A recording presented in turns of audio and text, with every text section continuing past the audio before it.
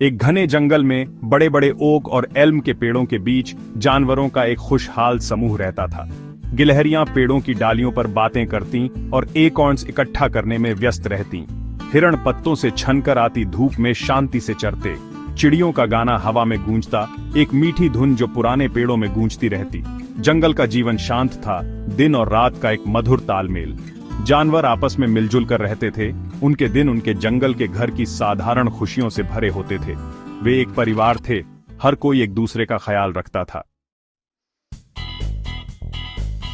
इन प्राणियों के बीच एक खरगोश रहता था जिसका नाम कॉटनटेल था। वह दूसरे खरगोशों की तरह नहीं था, जो तिप्तिया घास खाने और धूप सेंकने में संतुष्ट रहते थे। कॉटनटेल पूरे जंगल में अपनी तेज बुद्धि और उससे भी तेज पैरों के लिए जाना जाता था। उसे रोमांच पसंद था और उसका दिल भी बहुत बड़ा था। कॉटनटेल हमेशा मदद के लिए तैयार रहता था। उसकी बहादुरी उसकी दयालुता से कम नहीं थी। दूसरे जानवर उसकी प्रशंसा करते थे, अक्सर उसकी सलाह या साथ चाहते थे।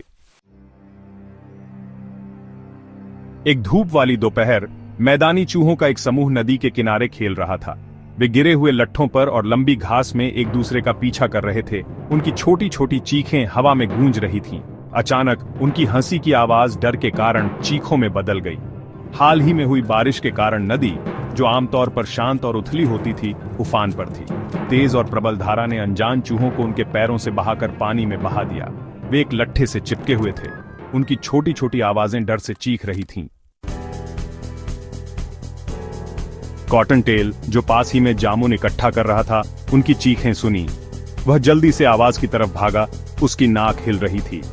पानी में चूहों को संघर्ष करते देख वह जानता था कि उसे जल्दी से काम करना होगा। वह किनारे से उनके पास नहीं पहुंच सकता था। धारा बहुत तेज थी। जल्दी से सोचते हुए कॉटनटेल ने अपने दांतों से पास के एक विलो पेड़ से लटकी हुई एक लंबी बेल पकड़ ली। वह वापस किनारे पर गया और बेल के एक सिरे को एक मजबूत पेड़ की जड़ से बांध दिया। फिर दूसरे सिरे को पकड़े हुए वह बहादुरी से पानी में कूद गया।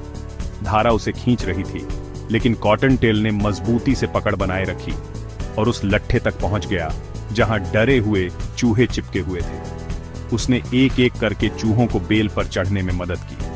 अपनी पूरी ताकत से पकड़े हुए कॉटनटेल ने उन्हें वापस किनारे की सुरक्षा में खींच लिया। सुरक्षित और स्वस्थ कृतज्ञ चूहे एक साथ बैठ गए। उनका डर राहत में बदल गया।